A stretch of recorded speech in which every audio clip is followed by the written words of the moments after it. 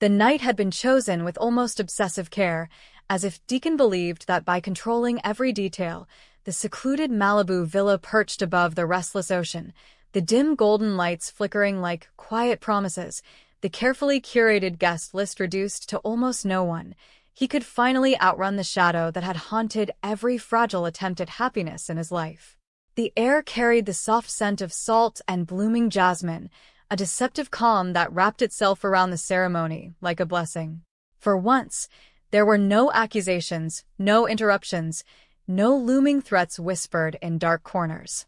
Only the steady rhythm of waves below and the quiet, trembling hope that this moment could belong entirely to them.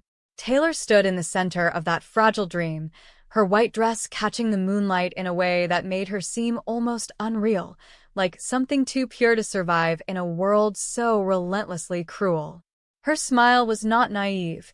It carried the weight of everything she had endured, every loss, every heartbreak, every time she had been forced to step aside for someone else's story. Yet tonight, there was a quiet defiance in her eyes, a refusal to be erased again. This was not just a wedding. It was a declaration that she would no longer live in the margins of someone else's life.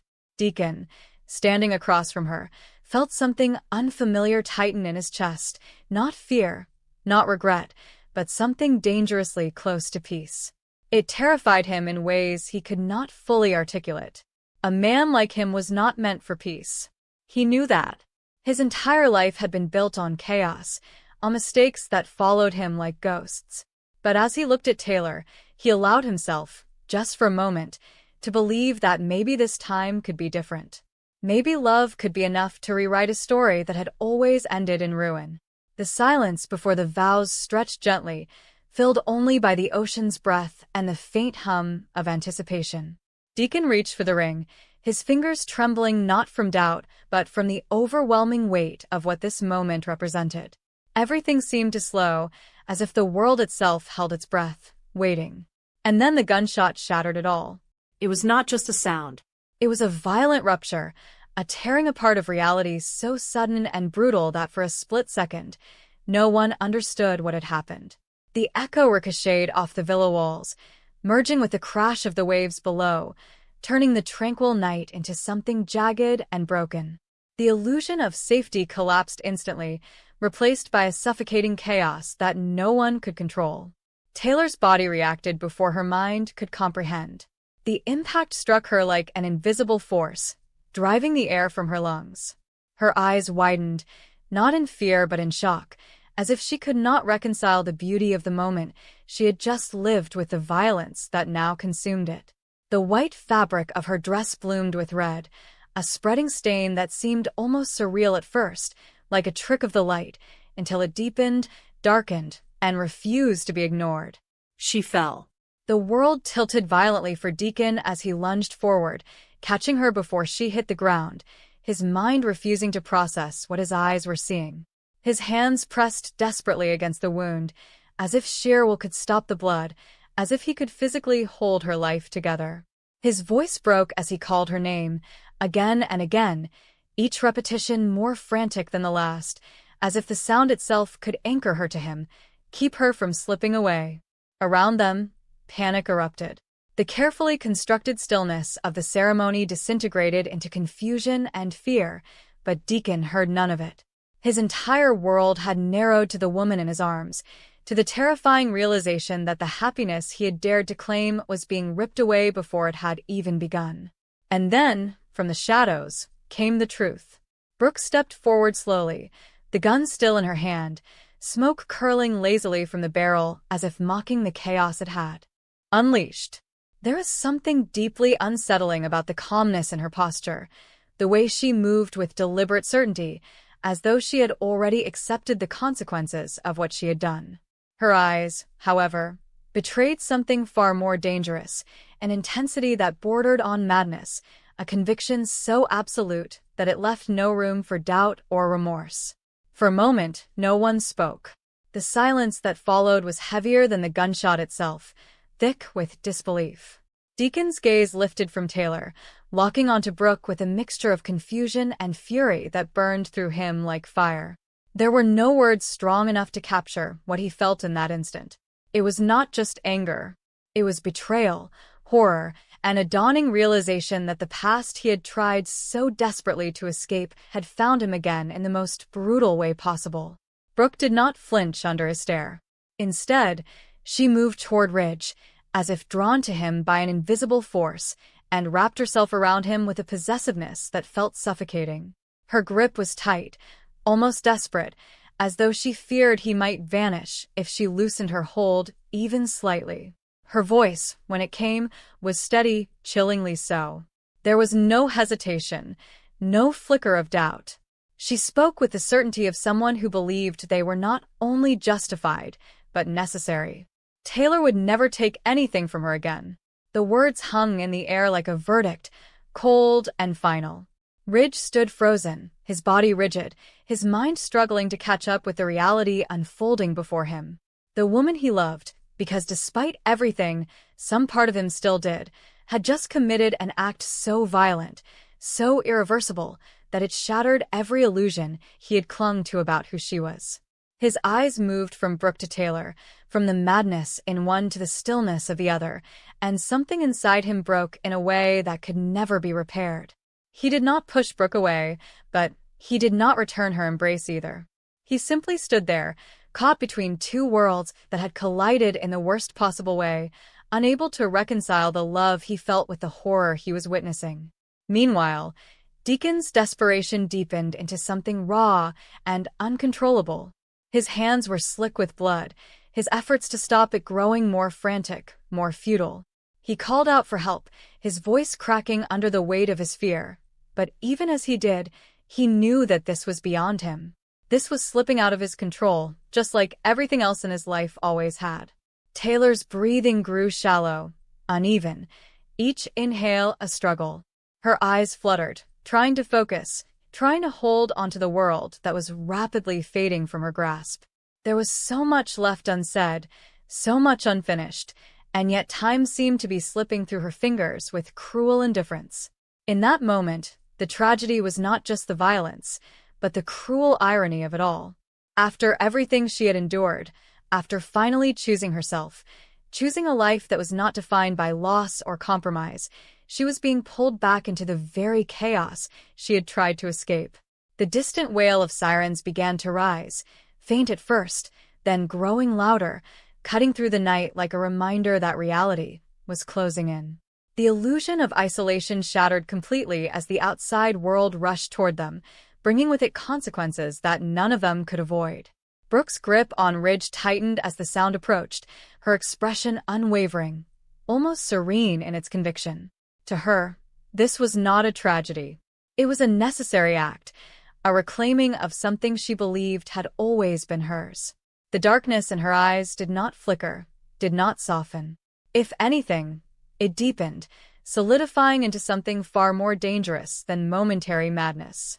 Deacon, however, was beyond reasoning, beyond comprehension. All that existed for him was the woman in his arms, the life slipping away with every passing second.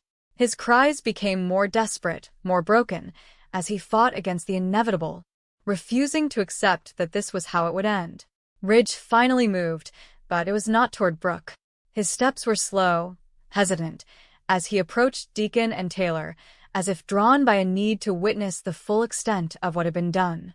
His face was pale, his eyes hollow, the weight of the moment pressing down on him with unbearable force.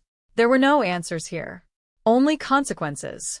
The sirens grew louder, closer, until they filled the night completely, signaling the end of one story and the beginning of another far darker one.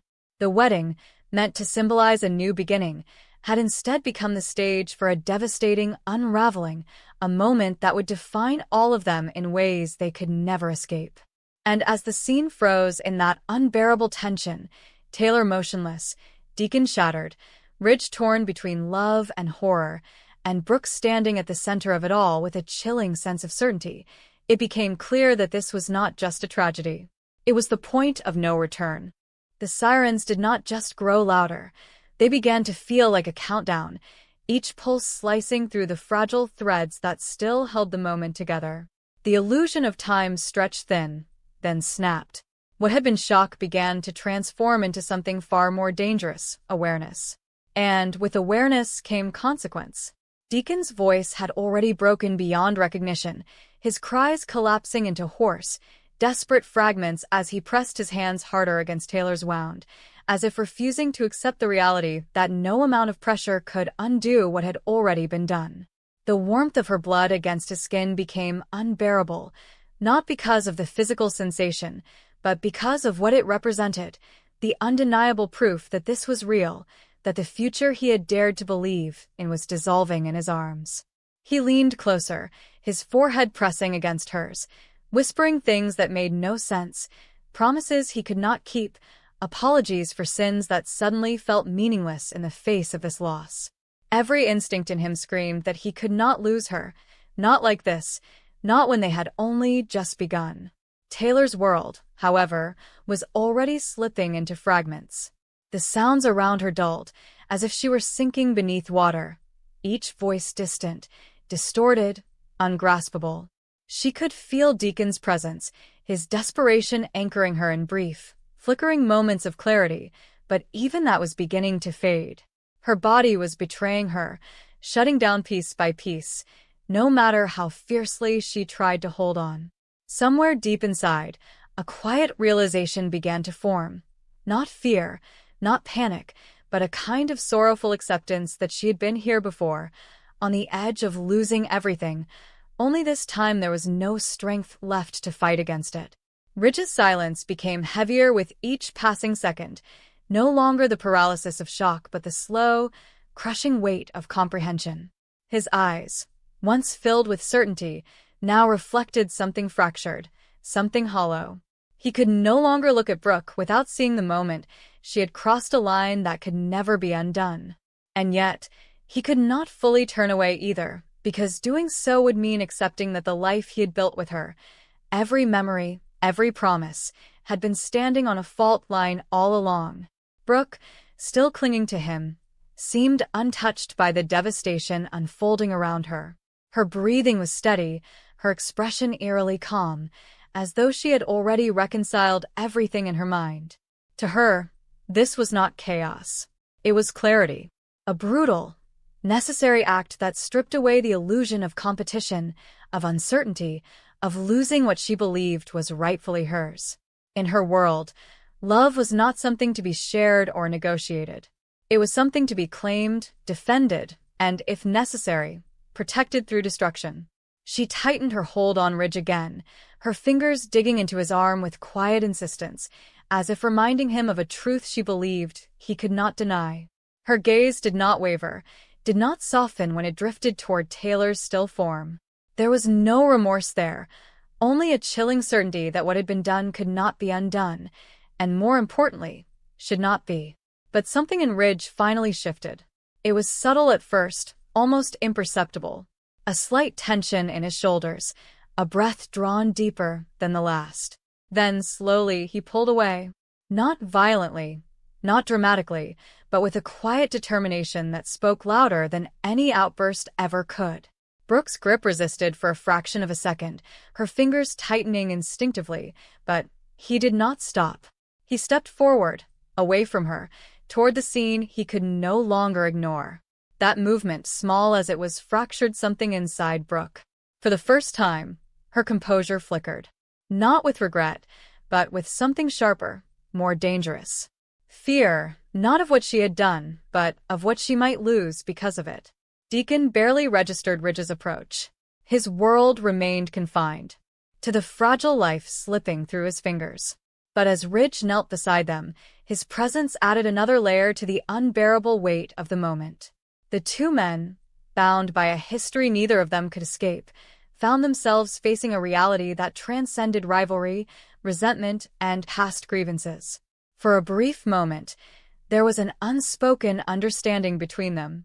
This was bigger than any of their conflicts. This was loss in its purest, most devastating form. Taylor's breathing faltered again, weaker now, her chest rising unevenly. Her eyes, half-lidded, searched for something, someone. When they found Ridge, something softened in her expression. Not in longing, not in regret, but in a quiet acknowledgement of everything that had been left unresolved between them. There was no bitterness there, only a faint trace of sadness, as if she understood that some stories were never meant to have clean endings. Deacon felt it too, the shift, the subtle change in her body that signaled time was running out. His panic surged, turning into something almost primal, as if he could will her to stay through sheer force of emotion alone. He called her name again, louder this time, more desperate, refusing to let her drift away into that silence that threatened to consume her completely. And then, finally, the world caught up. The sound of tires on gravel, doors slamming, hurried footsteps breaking through the chaos. The arrival of paramedics and police officers shattered whatever fragile suspension of time had existed, replacing it with urgency, procedure, reality. Hands moved quickly, efficiently, pulling Deacon back despite his resistance, despite his desperate attempts to stay with her. He fought them at first, his voice rising in anger, in fear, in disbelief that anyone would dare separate him from her in this moment. But his strength faltered, drained by the emotional and physical toll, leaving him helpless as they took over, as they tried to do what he could not. Taylor was lifted onto a stretcher, her body frighteningly still, the contrast between the pristine white of her dress and the dark stains spreading across it now impossible to ignore. Oxygen, pressure, urgent voices calling out numbers and instructions, all of it blurred into a chaotic symphony that no longer held meaning. Deacon stumbled forward, reaching for her, his fingers brushing against hers for a brief, fleeting second before she was pulled away from him. That touch, so small, so fleeting, felt like the last thread connecting him to something already slipping beyond his reach. Behind him, Brooke stood as the police approached, their presence finally grounding the situation in undeniable reality. The weapon in her hand, once an extension of her will, now became evidence, something that could not be explained away, justified, or erased. She did not resist when they took it from her. She did not struggle when they began to question her. Her eyes remained fixed on Ridge, as if nothing else mattered, as if everything that had happened was secondary to whether he would stand with her or turn away. Ridge, however, could not give her what she wanted. He stood between two worlds, one defined by a love that had consumed everything in its path, and the other by a tragedy that had shattered any illusion of control. His silence now was not uncertainty. It was the beginning of a decision he knew would change everything. The ambulance doors slammed shut. The sirens rose again, louder than before, cutting through the night as the vehicle sped away, carrying with it not just Taylor's fragile life, but the fragile remnants of everything they had believed in. Deacon collapsed to his knees, the weight of it all finally breaking through whatever strength he had left. His hands, still stained with her blood, trembled uncontrollably as the reality settled in. This was not a nightmare he could wake from. This was real, and it was only just beginning. Behind him, the villa stood silent once more, the echoes of what had happened lingering in the air like a wound that refused to close. What had begun as a secret attempt at happiness had ended in violence, in betrayal, in a moment that would ripple outward, touching every life connected to it. And somewhere between the flashing lights, the fading sirens, and the shattered remains of what had once been hope, one truth became impossible to ignore. Nothing would ever be the same.